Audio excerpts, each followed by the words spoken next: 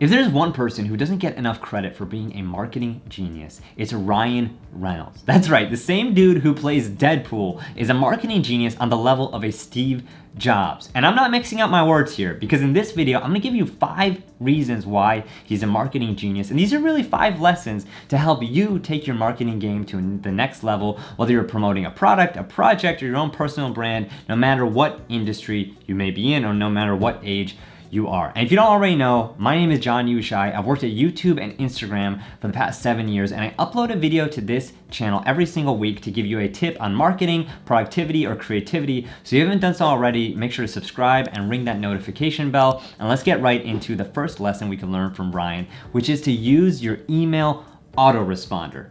And I know that sounds super weird because you might not be even thinking about what an email autoresponder is. So an email responder is that thing that you see from a coworker when they go on vacation. It's like, please, to whom it may concern, I'm going on vacation. Please don't email me until Monday. And if you do, here's my boss's email address. Something like that. But what I started to realize was Ryan's marketing genius is when he started telling people to email him when he went on talk shows like Jimmy Fallon. If you email me at ryan@aviationgin.com, you can get one right now. I'll tell you exactly where I am. Really? Yeah. So if you email Ryan at Aviation Probably Gin, shouldn't give my email address. yeah, that's a big mistake, but You see, his autoresponders that look like this basically melted his servers, he said, because he got so many people emailing him. And I thought what was even more genius is that Ryan Reynolds would take these email autoresponders and change the text every month or every time he went on a new talk show.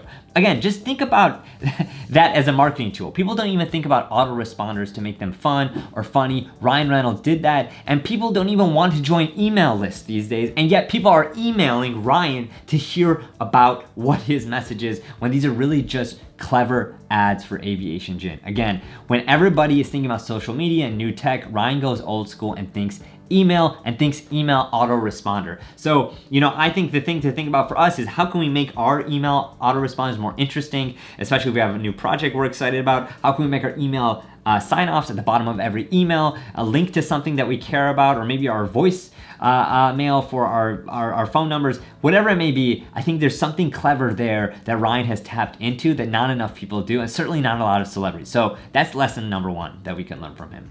Lesson number 2 is to give away your marketing budget. Now, I know this sounds ironic because, usually you use your marketing budget to buy ads, buy marketing, but I thought this story really exemplified how Ryan put this tip into practice. So in 2018, a company called Mint Mobile, which is a telecommunication company, ran a commercial during the Super Bowl. And just a few months after, Ryan purchased a ownership stake in that company. So he became an owner of Mint Mobile. And when the Super Bowl came around again, he said, nope, we are not running a Super Bowl commercial. Instead, we're gonna do what few companies do during the Super Bowl, which is run a print ad. Again, Ryan going old school when everybody's going new school. And that print ad, I wanna read it to you here because just the text of it is genius. So he said in this print ad, it was like kind of signed by him. It was a full page ad. It said, on Sunday, referring to Super Bowl Sunday, some companies will spend over $5 million to advertise, ... $5 million? As a new owner of Mint Mobile, that's a hard no.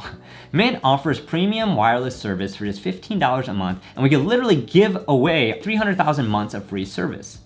And that's exactly what we're gonna do. Sign up for Mint Mobile after kickoff and before the final whistle and get 3 months of service free. Again, it just also note that sense of urgency that he created around the game that very few commercials could do in the 30 seconds that they're trying to get your attention. And you know what happened after Ryan Reynolds ran that print ad?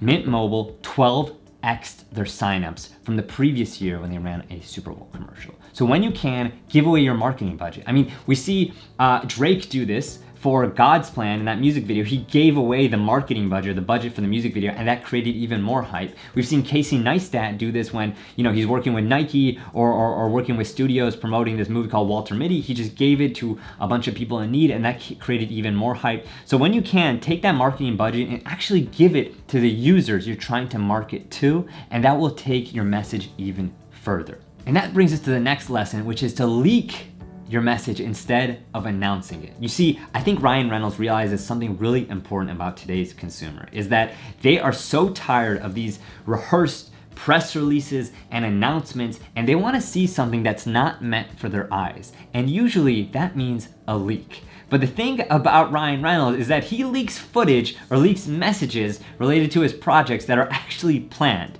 So you can take a look at this with Deadpool. He leaked test footage to the Deadpool movie that actually led fans to go nuts and demand that Fox make this movie, when the rumors are that he actually planned this leak with Fox in the first place.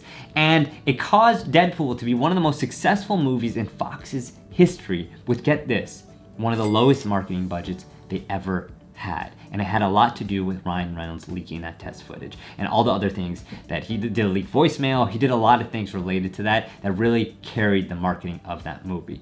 And he really took this strategy to another level when it came to his next movie, Detective Pikachu, because he tweeted out this cryptic message that looked like a bootleg version of Detective Pikachu. And even when you go to click on the link, you see the Warner Brothers logo, it starts like a normal movie, and then all of a sudden you see this video of Pikachu dancing on loop for 2 hours. And guess how many views that video got? 30 million views. And it got so much press attention. Again, you can't buy that kind of attention. And Ryan realizes that because he realizes a leak can go much further, even when in reality he's just trolling the idea of what a leak is. But again, I think about it from your own side. Like, if you have an announcement to make, how can you make it so it seems like you made a mistake or you made a leak? And I know that sounds so crazy, but I think in today's world it really sticks out. I think even politicians try to leak stuff that they think aren't meant to be heard, when in reality they're totally planned. So just think about that as another lesson we could learn from Ryan Reynolds. The next lesson is to turn controversy into opportunity within 72 hours. And that 72-hour time span is key. And I want to tell you another story about Ryan here. So we all remember that Peloton commercial from last year. A year ago, I didn't realize how much this would change me. Thank you. This holiday, give the gift of Peloton. Everyone was talking about, is it a sexist commercial? Is it a political commercial? What are they saying? You know, is that woman under distress? Everybody was trying to give their own opinion on it. And during that time, when people were like arguing, Ryan was like, you know what? I'm gonna turn this controversy into an opportunity. I'm gonna call that woman, hire her to be an actress in a commercial for my gin company, and run that commercial within 36 hours of that Peloton commercial airing. This gin is really smooth. There you go. It's gonna be a fun night. So that way, all the news headlines start to mention how Ryan Reynolds hired the actress from the Peloton commercials to promote his Aviation Gin. And if you just look at the commercials, there's no mention of Peloton at all. It just starts off with the actress's face that people were able to recognize from the commercial, and just goes to show how he was able to latch on to a controversy and create opportunity. And I think the story behind it is something that he was about to board a flight to Brazil, and his team gave him the final commercial to approve. He tweeted it out and went on that 8-hour flight. And who knows, if he waited another 8 hours, it could have been old news. I think the whole idea of having 72 hours to turn controversy into opportunity, and even doing it shorter, I think Oreo's Lights Out campaign, this ad that they ran during the Super Bowl and the lights went out, was genius because it was within milliseconds of it happening. And I think when you see in your own life a conversation happening on the national or international level, find a way to tastefully engage in it, just like Ryan Reynolds did. And I think the last lesson is one of my favorites because it's to start a friendly feud. And Ryan Reynolds does this so well with his buddy Hugh Jackman, because you can see them going back and forth. In 2016, Ryan kicked off the feud by poking fun at Hugh's acting career during an interview. And then a few years later, he upped the ante by throwing a gag at Hugh in his Deadpool movie by wearing a mask cut out of him. And I think that Hugh started to respond with his own jabs. They started doing this back and forth. They even have this video called A Truce, where Ryan and Hugh promote each other's companies, Hugh's coffee company and Ryan's gin company. They make commercials for each other, except, you know, it goes bad at the end. I'll link to that video below. But I think it just goes to show, if you could start a friendly feud with a competitor who, you know, you can both elevate each other, that goes really far. Matt Damon and Jimmy Kimmel do a great job of this too. And I think, why can't that hold true for two small businesses? And you may think, I don't want to bring attention to my competitor, but in reality, if two competitors are helping one another, that means that every single other competitor who's not in that friendly feud kind of loses out. So try to find a crosstown rival or somebody that, you know, is in your space if you're trying to build your personal brand, and start a debate or a dialogue. Keep it friendly, keep it tasteful like Ryan does, but I think you'll go far with that strategy as well. So those are 5 tips from Ryan Reynolds. If you like this video, subscribe to my channel, or watch another video here. It was so much fun making this, and I hope to see you guys next week.